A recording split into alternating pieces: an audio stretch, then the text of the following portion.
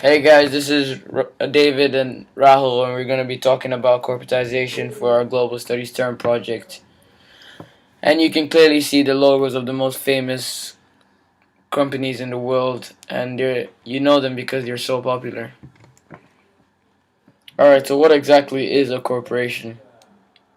Body formed and authorized by law to act as a single person, although constituted by one or more persons and legally endowed with various rights and duties, including the capacity of succession, is a corporation. So what this basically means is that a corporation is one person. Yeah, it is considered by law as a legal person and is given rights as an individual. And if there are any charges against a corporation, they aren't charged as a group, As individuals, but as a group. Yeah. It's one person. Alright, and they can make money. They have the legal right to make money.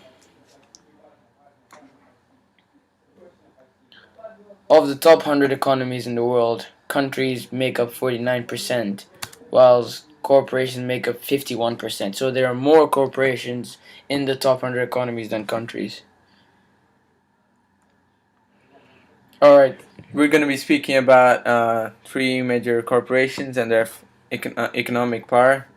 And as you just saw, they're Coca-Cola, McDonald's, and Nike. Alright, so McDonald's. Everyone knows McDonald's. They're the face of the fast food industry. Delicious looking Big Mac right here can be found in 119 countries in the world. Shows how widespread McDonald's is. They are literally everywhere. Alright, with a workforce of 400,000 employees, they're serious. Now speaking about Coca-Cola, about 1.7 billion servings of Coke are served every day. And Coca-Cola has an annual revenue of $24.075 billion. That's big. Yeah. Coke is the second most recognized word in the world after OK. That just shows how big they are as a corporation. Yeah. We hear Coke everywhere. Yeah. Coke. Alright, yeah. Alright, for Nike. As we all know, Nike is the sponsor to some of the world's best athletes ever. Yep. They have an annual revenue of 19.04 billion US dollars, and their CEO is Philip Knight, who graduated from Stanford University and is about 72 years old now. Alright, so this guy is worth $10.2 billion. That's what net worth means. And he's 47th on the list of billionaires by Forbes. He's rich. Yeah. Alright, Nike has 900 factories all over the world in about 48 countries, and it has over 1 million workers. That's Whoa. huge.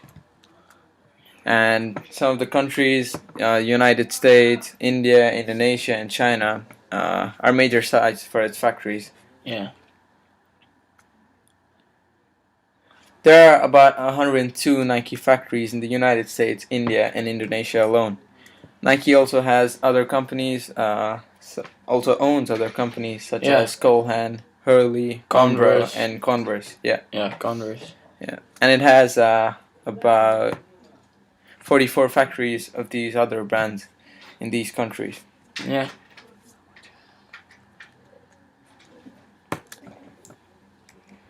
Alright, now we're going to be speaking about China only.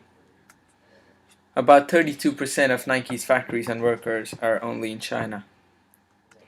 Alright, it has 168 factories of Nike alone along the coast of China. It has about 90 factories of Converse only.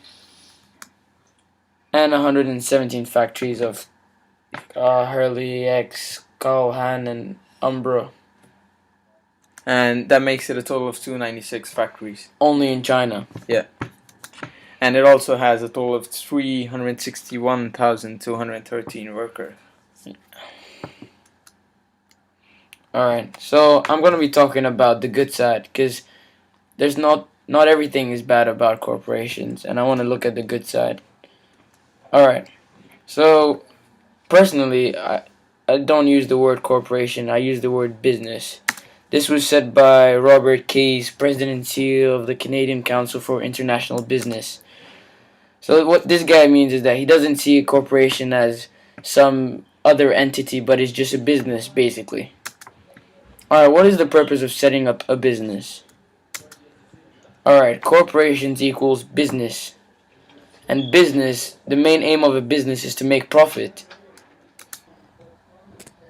McDonald's, Coca-Cola, and Nike. McDonald's, with a workforce of 400,000, Coca-Cola has 139,600 employees, and Nike has over a million employees. Together makes 1,647,714 employees altogether. That's massive. They employ over 1.5 million people. See, the corporations create jobs for all these people. Having a job with low pay is better than no job with no money. So when people are starving in Bangladesh with no money and Coca-Cola comes in and they set up factories and employ these people, some may say they give them low pay, but this can't take them through to the next day. Alright, Nigeria, a country, we all know Nigeria. With a GDP of $2,600, it's pretty poor. 21% of the population is unemployed.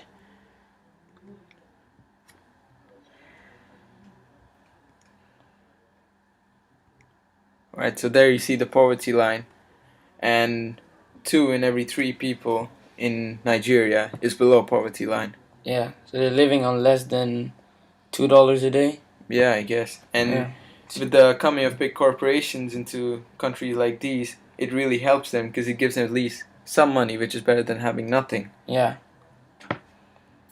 Alright, Nigeria is really rich in oil.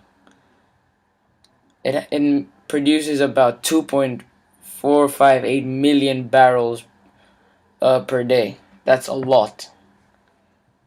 But unfortunately, Nigeria is wrought with political instability, corruption, and inadequate infrastructure, so they cannot use this oil to their own benefit.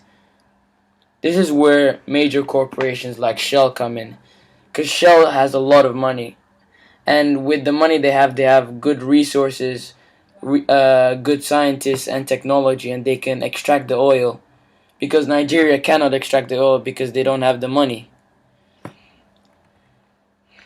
And when they come in, they bring foreign currency from their other countries into the local countries, which helps them.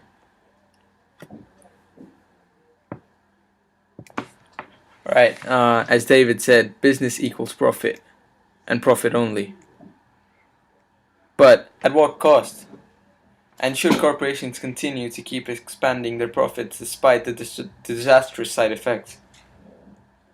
Bowing to pressure from critics who have tried to turn this famous shoe brand into a synonym for exploitation, Nike Inc. promised today to root out underage workers and require overseas manufacturers of its wares to meet strict United States health and safety hazards. Nike said it would raise minimum age for hiring new workers at shoe factories to 18 and the minimum for new workers at other plants to 16. This is taken from a New York Times article published on May 13, 1998, over a decade ago. Alright, so Philip Knight, the guy we introduced, the CEO of Nike, said that these moves do more than just set industry standards. They reflect who we are as a company. And this was said over a decade ago because Nike was under heavy criticism and, as we saw, a synonym for exploitation because they were really exploiting their workers and they had serious issues with child labor also. Yeah. And so what he tried to do was build a facade that Nike was changing their company as a whole and making it really good. And yet today, an Indonesian Nike worker says that we are powerless. Nearly 10,000 workers at the Chowpen plant in Indonesia make only about 50 cents an hour. Workers are fined for taking sick leave despite producing a doctor's certificate. 6 workers near Jakarta in Indonesia were made to stand for 2 hours in the blazing sun for not completing 60 dozen pairs of shoes on time.